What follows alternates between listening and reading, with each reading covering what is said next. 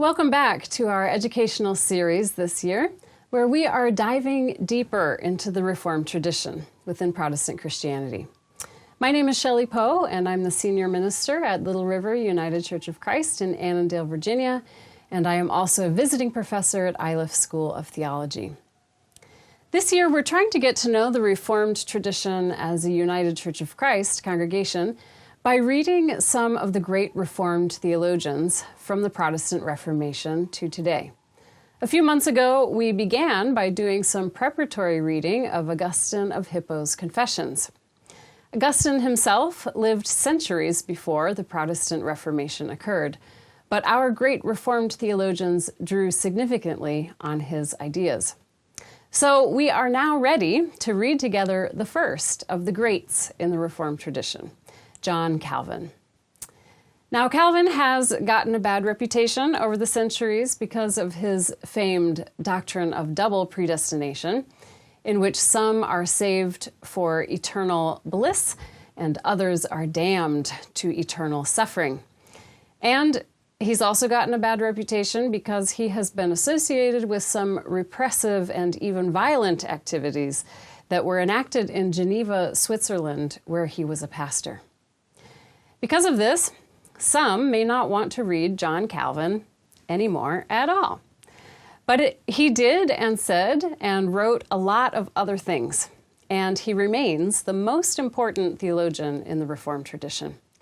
So we are going to try, over the next 4 weeks, to learn more about Calvin and to unearth the treasures of his thought, which many have not yet been exposed to.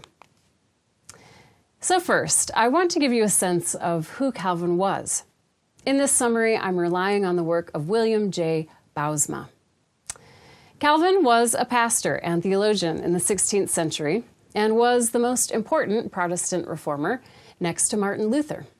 He is called a second-generation reformer because he was active after Luther and others in Germany had already initiated the Protestant Reformation. Calvin was born in France, and he studied law there. He lived during the time of Renaissance humanism, which was all about going back to the sources.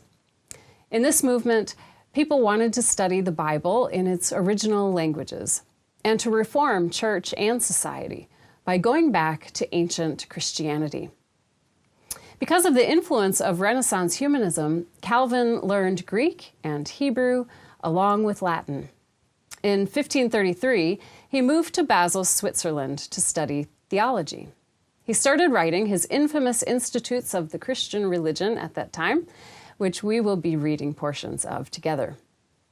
That work was published in 1536, but we will be reading the final version published in 1559 and 1560.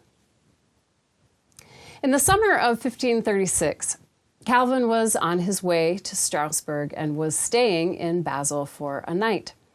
A reformer and preacher in Basel by the name of William Farel asked Calvin to stay and help him establish Protestantism in that city of about 10,000 people. They failed, and the two of them were ousted from the city by the town council in 1538. Calvin was then invited by Martin Bucer to Strasbourg, where he pastored a church of French refugees, and where he continued to publish commentaries and get to know Protestant leaders. As his reputation grew, he was invited back to Geneva in 1541, and this time the town council willingly enacted his church ordinances, providing Christian education for the townspeople and their children, and using his understanding of church structure. Regrettably, the town council also set up a consistory of pastors and elders to make life in Geneva conform to their version of Christian beliefs and activities, even though Calvin's theology clearly calls for the separation of church and state. In general, Calvin wanted to understand Christianity as it was presented in the Bible, rather than speculating. He emphasized the heart and the body in addition to the mind. And he rejected natural hierarchy as the way to order the world and the church. Of course, some will have to be in authority over others, he thought, But this is only a matter of getting things done for a purpose, and not because of some kind of innate superiority of some people above others.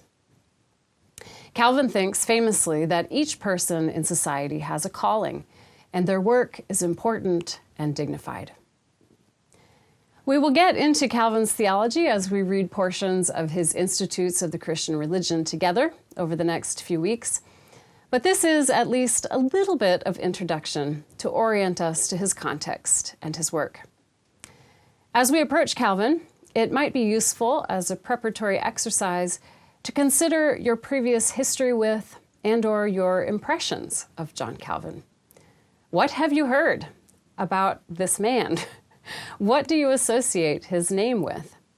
And what do you hope to gain from our reading of Calvin this quarter? Please join us on Tuesday evenings on Zoom for our live discussions. You can find the details on our website at Little River United Church of Christ. That's lrucc.org. Hope to see you there. Peace.